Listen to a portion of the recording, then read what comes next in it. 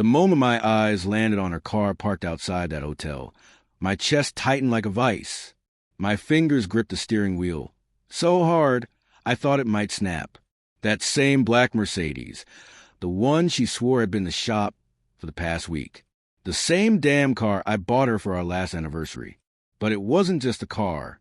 It was how she stepped out, laughing, her hands casually draped over some tall, suited prick. He touched her with the kind of ease that made my stomach churn. Too familiar. Too comfortable. My wife, with him. I sat there, frozen, my heartbeat pounding in my ears. This wasn't paranoia anymore. This was undeniable proof. Then, before I could fully process the rage surging through me, it happened. A deafening crash. Another vehicle slammed into the side of her parked Mercedes, metal twisting, glass exploding in every direction. Screams filled the air. The man beside her reacted instantly, grabbing her and yanking her away just in time. And just like that, the night I caught my wife cheating took an even wilder turn. Because now she saw me, her gaze locked onto mine, her eyes widening for a split second. But not with guilt, not with shame. No, she was furious. She stormed toward my car, shoving past the shocked bystanders, her expression twisted with anger, not regret, not remorse. Just pure unfiltered rage, like I was the one in the wrong. I rolled down my window just as she reached me. "What the hell are you doing here, Jake?" she snapped. I stared at her, then at the man lingering behind her, the same man she had chosen over me. I exhaled slowly, my voice dropping to chilling calm. "No, Emily," I said. "What the hell are you doing here?" For just a fraction of a second, something flickered across her face, like she'd been caught. But it was gone just as quickly. She crossed her arms, scoffing. "Oh, for God's sake," she sneered. "Are you following me now?" I let out a sharp, humorless laugh. "Following you? No, Emily. I left work early and just happened to witness my wife sneaking out of a hotel with another man." I pointed at her wrecked car. "The same car you told me was at the mechanic." She didn't flinch, didn't stammer, didn't even bother looking away. "Grow up, Jake. You're acting like a psycho. I was having dinner with a friend." I turned my gaze to the man behind her, silent, standing there like a clueless idiot. "A friend?" I repeated. "Dinner?" I shook my head, letting out a bitter chuckle. "You really are unbelievable." She smirked. "And you're pathetic." That did it. My blood boiled as I shoved the door open and stepped out. "Pathetic?" My voice was low, lethal. "Pathetic is sneaking around like a goddamn teenager and thinking I wouldn't figure out." She rolled her eyes. "Jesus, Jake. This is why I—" She stopped herself. "Oh, that was interesting." I took a step closer. "Why you what, Emily?" Her jaw clenched. Then, without missing a beat, she turned to the man behind her. "Let's go, Nathan." Nathan. Now I had a name for the bastard standing in my place. And that's when I noticed it. The way he hesitated, the sudden shift in his posture, like it had just hit him, that he wasn't just some innocent bystander caught in an awkward moment. He was the other man. For the first time, he spoke. "Maybe we should talk somewhere else, he murmured, his voice uncertain. Emily whipped around, eyes blazing. "Oh, don't be such a coward." She turned back to me, her expression ice cold. "Jake, just go home. We'll talk about this later." I barked out a laugh. "Talk? No, Emily. I think we're past talking." But she was already walking away, dismissing me like I was nothing, like this whole scene was just an inconvenience to her night. Then my phone buzzed. A message from Emily. "If you do anything stupid, you'll regret it." I stared at the screen, gripping my phone so hard my knuckles went white. She really thought she could just walk away, send some smug little threat, and be done with it. She had no idea who she was dealing with. I took a slow, deep breath, forcing myself to stay composed. Losing it here, in front of a crowd, wouldn't do me any favors. Not yet. But my mind was already racing. The late nights, the sudden business trips, the way she barely even touched me anymore. This had been going on for months, and I wasn't about to let it slide. I had been blind. I turned to her car, still a mangled wreck from the crash. Poetic justice. For once, she wasn't the one in control. Someone else had shattered her perfect little world, just like she had destroyed mine. I could have walked away, left her standing there with her side piece, and handled this privately later. But then she made a mistake. She glanced over her shoulder and smirked, like she had won, like I was the fool. That smirk flipped a switch inside me. Something dark, something I didn't even know was there. I started walking, slow, purposeful. She noticed. By the time she reached Nathan's car, she hesitated, watching me approach.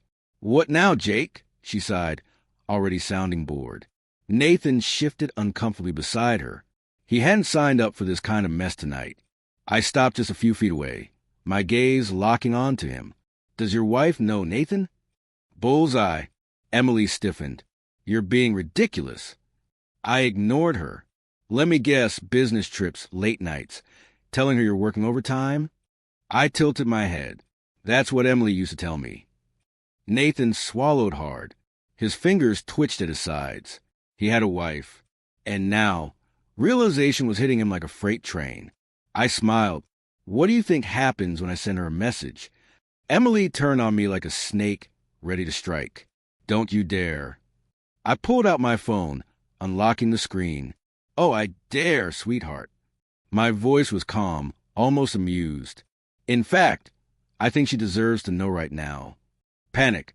Nathan's eyes went wide. "Look, man." I held up a hand. "Shut up, Nathan. You made your bed. Now lie in it." Emily was furious. "Jake, if you do this, I swear." "What, Emily?"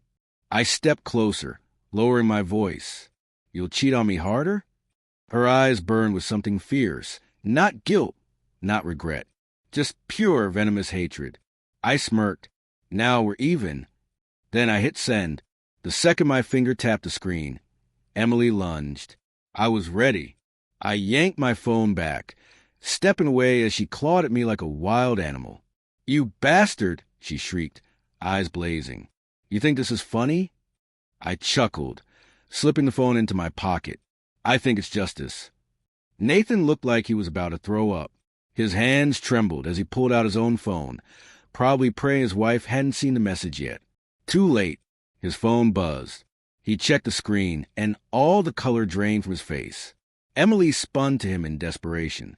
"Don't listen to him, baby," she pleaded, switching gears in an instant, her voice suddenly syrupy sweet. "We can fix this." I let out a loud, mocking laugh. "Baby?" I echoed. "Wow, that's rich. Is that what you call him in bed, too?" Her response wasn't just words. It was spit. That IT landed near my shoe. For a second, I just stared at her in disbelief. "You're disgusting," I muttered. Her lip curled. "And you're pathetic." Nathan, meanwhile, was scrambling for his car keys, desperate to escape before his entire life crumbled around him. Emily grabbed his arm. "You're not leaving me, are you?" she pouted, her voice sickeningly sweet. "You know I love you." I nearly doubled over laughing. "Wow, Em. Really?" I clapped my hands, slow and mocking. "That's exactly what you told me when you begged me to marry you." Nathan wrenched his arm free. His phone rang. He hesitated, then answered. "Hey, baby." He mumbled weakly. A furious, high-pitched screech blasted through the speaker. Emily panicked. "Nathan, hang up. We can fix this." He shoved her away. "No, we can't." His voice was sharp, shaking with anger. "You told me you were done with him. You said." His head snapped toward me. "You two were still together?" I grinned. "Married, actually. 5 years. Paid for her car, her apartment, her little vacations." "You're welcome." Nathan looked like he was going to be sick. His wife was still screaming through the phone. Without another word, he turned and walked to his car. Emily lost it. "Nathan, don't you dare walk away," she screamed. "We love each other." He didn't even look back. He got in, slammed the door, and peeled out the parking lot, leaving her behind. Silence. For the first time, Emily had nothing to say.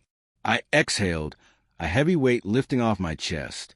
Guess neither of us have a spouse anymore, I murmured. Her head snapped toward me, eyes blazing. This isn't over, Jake. I smirked. Oh, sweetheart. I turned toward my car. It's just beginning. Emily trembled with fury, her fists clenched at her sides. I had never seen her like this before, completely unmasked, stripped of the charm and deception she used to control people. This was the real her. I reached for my car door, but she wasn't finished. You think you won? She hissed. You think this little game means anything? I'll make sure you regret this, Jake. You'll lose everything. I turned back, leaning casually against the car. I already lost everything the moment I trusted you. She let out a bitter laugh. Oh, please. You weren't some perfect husband, Jake. You were boring, predictable, a pathetic little man who thought throwing money at me would make me love you. I felt that one, not because it was true, because it proved just how unworthy she had always been. I smiled. If I was so worthless, why'd you work so hard to keep me in the dark? Why lie? Why sneak around? For the first time, she faltered. No comeback. No excuse. Just silence. I let it hang between us, then casually reached into my pocket. Oh, by the way, I recorded everything. Her expression shifted in an instant. You're bluffing. I tapped my screen. A recording played. Her shouting at Nathan, admitting the affair, every insult she had thrown at me, crystal clear. The color drained from her face. You can't. Oh, but I can. I locked my phone. And I will. My lawyer's going to have a field day with this. She lunged at me. I sidestepped effortlessly, and she stumbled, nearly hitting the pavement. I pulled open the car door. Good luck explaining this in court. Emily stood there, breathing hard, her entire world crumbling. I rolled down the window. Oh, and Em. She turned, eyes burning. I smirked. Hope he was worth it. Then I hit the gas, leaving her standing there, alone, drowning in the wreckage of her own choices. The road blurred past me as I drove, my grip firm on the steering wheel. My heart was still pounding, but not from pain. No, that feeling was gone. What replaced it was something sharper, colder. Freedom. Emily was finished. She had no power over me anymore. I pulled into the driveway. My house now. Stepping inside, the air felt different, lighter, like the weight of her lies had finally lifted. I walked through the living room, past the couch where she used to sit, pretending to care about me, past the kitchen where she once laughed while making dinner. Every smile, every touch, every word had been fake. Just another act in the long-running play that was her life. My phone buzzed. A message from Emily. Jake, let's talk. Please. I stared at the screen, then shook my head. She still thought she could manipulate me. I tossed the phone onto the counter and headed for the bedroom. The bed was still made, her side untouched. How many nights had I laid here, wondering what I had done wrong? How many times had I blamed myself while she was out doing God knows what? Not anymore. I grabbed a suitcase from the closet and started packing. She thought I'd sit here, wallowing, waiting for her to destroy me piece by piece? Not a chance. Another buzz. Another message. Jake, don't do anything stupid. We need to talk. I chuckled. Now she was worried. Not about losing me. That ship had sailed. She was scared because she had lost control. I ignored the message and kept packing. Minutes later, headlights flashed outside. Tires screeched in the driveway. Then bang, bang, bang. A sharp knock at the door. Then another. Then pounding. Jake, open the door. I sighed, walking to the entrance. But I didn't open it. Go home, Emily. Her voice turned razor sharp. I swear to God, Jake, if you don't open this door. I swung the door open. She stood there, hair disheveled, eyes wild. Not broken, not remorseful. Livid. You're not leaving. She shoved past me into the house. I smirked. Looks like I am. Her gaze snapped to the suitcase. Where the hell do you think you're going? I crossed my arms. Anywhere that isn't here. She let out a sharp, bitter laugh, shaking her head. You're so dramatic. You act like you're the victim. I stepped closer, my voice low and steady. I don't act like the victim, Emily. I am the victim. She opened her mouth to argue, but I wasn't interested. I pointed at the door. Get out. She scoffed. You're kicking me out of our house? I smiled. You mean my house? Bought and paid for by me? Yeah, Emily, I am. For the first time, hesitation flickered across her face, a crack in the arrogance. Jake, she started, her voice softer now, calculated. Let's just calm down. We can talk. I took a step back, holding up my phone. I've got the recording. I've got the proof. I've got everything I need to make sure you get nothing. Her expression twisted. You wouldn't. I smiled. Try me? Silence. Then, for the first time that night, she looked afraid. Not because she cared. Not because she felt guilt. Because she finally understood she lost. Her hands curled into fists at her sides, her jaw tightening. The sweetness, the manipulative charm, all of it stripped away. Now she was just a woman who had played the wrong game and lost. You're making a mistake, Jake, she hissed, her voice trembling. I let out a short laugh, leaning against the doorway. Oh, I'm making a mistake? That's rich. Coming from a woman who detonated our marriage in a hotel parking lot. She took a step closer, lowering her voice like she still had some kind of hold on me. You don't have to do this. We built a life together. You don't just throw that away over one mistake. I raised an eyebrow. One mistake. I scoffed. Don't insult me, Emily. I wasn't blind. I just chose to ignore the signs, the late nights, the business trips, the way you'd flinch when I touched you. I shook my head. No, this wasn't a mistake. It was a choice. And you made it over and over again. Her lips parted like she was about to argue, but I didn't let her speak. You lied. You used me. You humiliated me. I stepped closer, closing the distance between us. And now, you're finished. You don't get to cry your way out of this. You don't get to act like the victim. She swallowed hard, at a loss for words. Then, like a cornered animal, she lashed out. Fine, she spat, her face contorting with fury. You want to act like the innocent one? Like you were some flawless husband? Please, Jake. You were dull, predictable. A weak little man who thought throwing money at me would make me stay. I exhaled slowly through my nose, refusing to react. That's what she wanted. For me to break, to lose control. Instead, I smiled. Calm, unshaken. Funny, I murmured, tilting my head. If I was so weak, why were you so terrified of me finding out? She went still. A flicker of doubt crossed her face. She felt it. That shift. The moment she realized she wasn't the one in control anymore. Her phone buzzed. She glanced at the screen, and I knew. Nathan's wife. I smirked. Guess I wasn't the only one sending messages tonight. Her expression fell. Jake, she whispered, panic creeping into her voice. I shrugged. Actions have consequences, She stared at me, her mouth opening and closing, searching for the right words. But there were none. She'd spent years twisting reality, spinning lies, manipulating people. And now, she couldn't escape the truth. I took a step back and pulled the door open. You should go. She blinked. You're serious. Dead serious. Her gaze darted around, desperate for an out, a way to turn this around. But there was nothing left to grab onto, nothing left to twist. She clenched her jaw. You'll regret this. I chuckled, shaking my head. No, Emily, you will. Grabbing her purse from the counter, she stormed toward the door. As she passed me, she muttered, You're pathetic. I didn't flinch. She stepped outside, then spun around, eyes burning. This isn't over, Jake.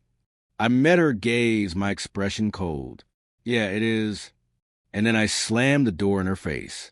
The silence that followed was deafening. For the first time in years, there were no more doubts, no more pretending, no more walking on eggshells, questioning if I was doing something wrong. I leaned against the door, exhaling slowly. My hands were steady, my breathing even. I thought I'd feel broken. I thought I'd feel the crushing weight of everything sinking in. But all I felt was free. Emily was gone. Her lies, her manipulation, the suffocating toxicity she brought into my life. All of it was over. I walked deeper into the house, really looking at it. My house. It finally felt like mine again.